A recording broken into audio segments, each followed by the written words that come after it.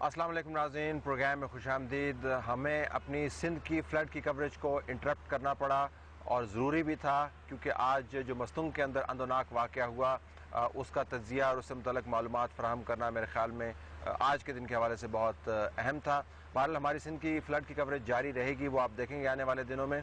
आज हम फोकस करना चाहते हैं मस्तूंग के अंदर जो अंदोनाक वाक़या हुआ, जो अपनी बेरहमी में और अपने तरीक़ाकार के अंदर एक यूनिक वाक़या है।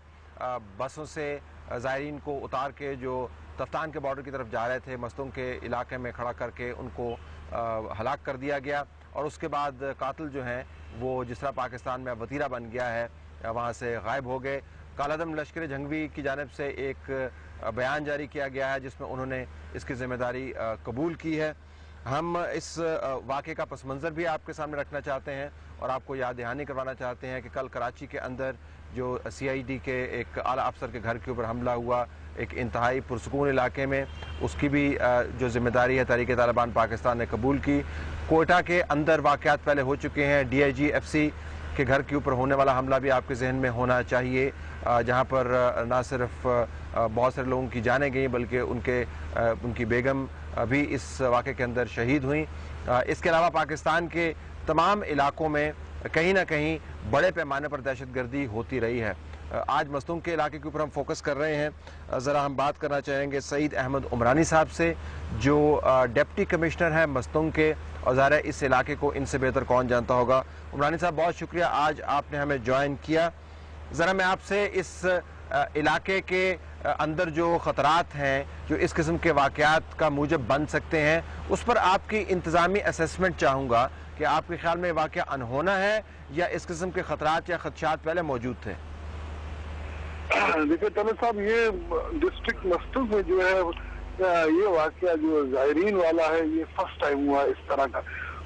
जो कि हम यहाँ पे कई ज़ायरीन को यहाँ से स्कॉट देते हैं, जो थ्रू गवर्नमेंट ऑफ बलूचिस्तान की हमें थ्रू इंफॉर्मेशन आती है कि आप इनको थ्रू स्कॉट प्रोवाइड करें, तो कोयटा इंतजामिया हमारे हवाले करती है, हम फिर नोश की इंतजामिया के हवाले करते हैं। ये फर्स्ट टाइम ऐसा हुआ है कि इस कोच का जो है हमें वो नहीं आया गया, ना इंफॉर्मेशन था ना ये मतलब आप कहेंगे प्राइवेटली अपने लेवल पे कोई टूर अरेंज किया होगा ज़ायरीन ने, वो अपने हिसाब से क्योंकि इस तरह हुआ है। हमारे नोटिस में इसका कोई वो नहीं दिया गया था पहले। अच्छा, तो ये फरमाइएगा कि ज़ाहिर है अब आप तक ऑफिशियली मालूमात नहीं पहुंची, लेकिन जिन्होंने मारा उनके पास तो मालूमात थी, तो क्या ये ऐन मुमकिन है कि ये वाक़या जो है ये ऑफिशियल मालूमात के एक्सचेंज से ज़रा बड़ा हो? यानी मैं कहना ये चाह रहा हूँ कि क्या इस किस्म के ग्रुप्स मौजूद हैं जो ये मालूमात भी रखते हैं, वो मालूमात जो इंतज़ामिया के पास भी नहीं है कि कौन सी बस ने कहाँ से गुजरना है, उसको कहाँ पर घेरना है और उसके अंदर बैठे हुए लोगों को किस तरह मारना है, ये मालूमात फिर उन लोगों के पास इंतज़ामिया से बेहतर हुई ना जी? नहीं, बेहतर तो आप नहीं कह सकते, क्योंकि देखें ये ऐसा फर्स्ट टाइम नहीं, मैंने आपको बताया ये रूट इतना जो है ये बेयाबान रूट भी है, इतना मतलब इस पे इतना फ्रिक्वेंट ट्रैवलिंग नहीं है लोगों का, जो ये मेन आप जिसको कहेंगे पब्लिक इस पे जाते हो ज्यादा से ज्यादा। ये तफ्तान वाला रूट है, बेसिकली ये ट्रेड रूट आप समझे इसको। ये तो इसमें ये ज़ायरीन वाला जो है ये इंसिडेंट फर्स्ट टाइम है डिस्ट्रिक्ट मस्तूंग में, ये पहले से कभी नहीं हुआ जी। अच्छा, तो किस किस्म के ग्रुप्स हैं जो आपके ख्याल में ऑपरेट कर रहे होंगे? ज़ाहिर है वो मस्तूंग के इर्द गिर्द के इलाकों में या मस्तूंग के अंदर से ही आए होंगे। अमूमी तौर पर आपके अपने इलाके की थ्रेट असेसमेंट क्या है?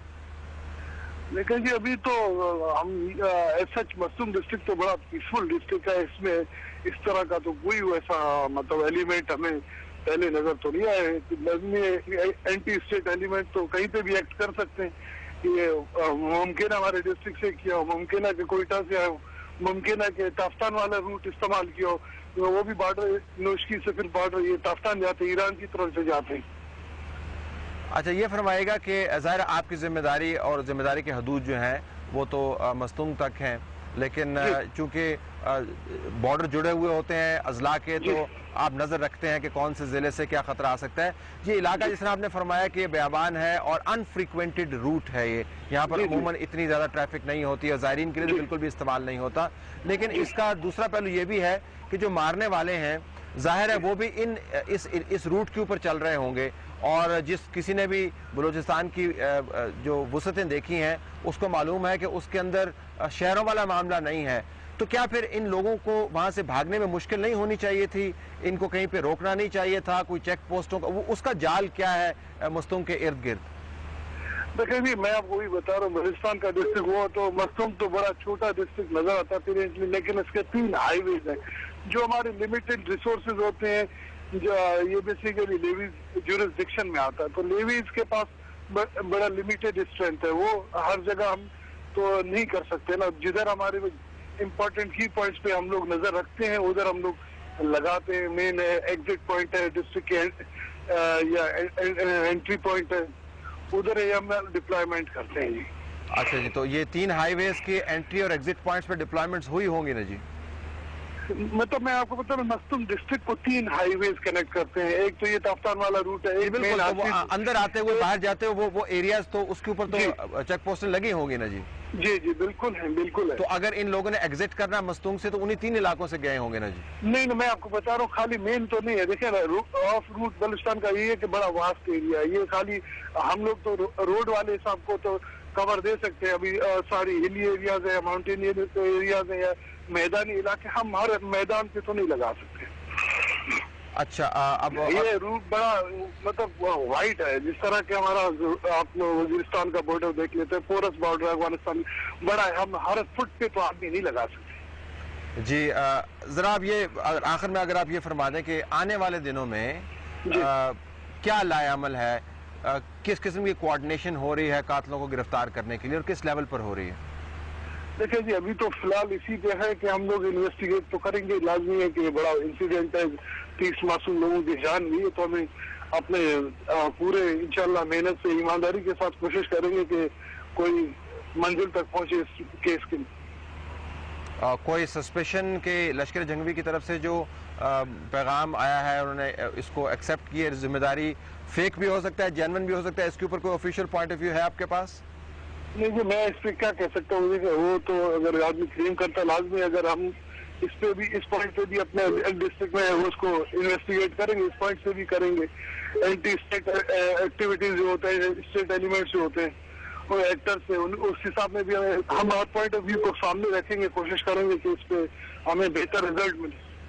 रानी साहब, आपका बहुत शुक्रिया। नाजरीन, DC मस्तूंग हमें बता रहे थे अपनी मजबूरियां और वो मामलात जिसकी वजह से जो मारने वाले हैं वो वहाँ से निकल गए। कमाल की बात है, पाकिस्तान की रियासत में ना गुंजान आबाद इलाकों में मारने वाले पकड़े जाते हैं और ना बयाबान के अंदर मारने वाले पकड़े जाते हैं। जो सड़कों के ऊपर मारते हैं, घरों के पास मारते हैं, वो भी निकल जाते हैं, और जो खुले मैदानों में मारते हैं वो भी निकल जाते हैं। जहाँ पे चेक पोस्टें होती हैं वहाँ से भी बच निकलते हैं, और जहाँ पर निस्बतन कम होती हैं वहाँ पर भी बच निकलते हैं।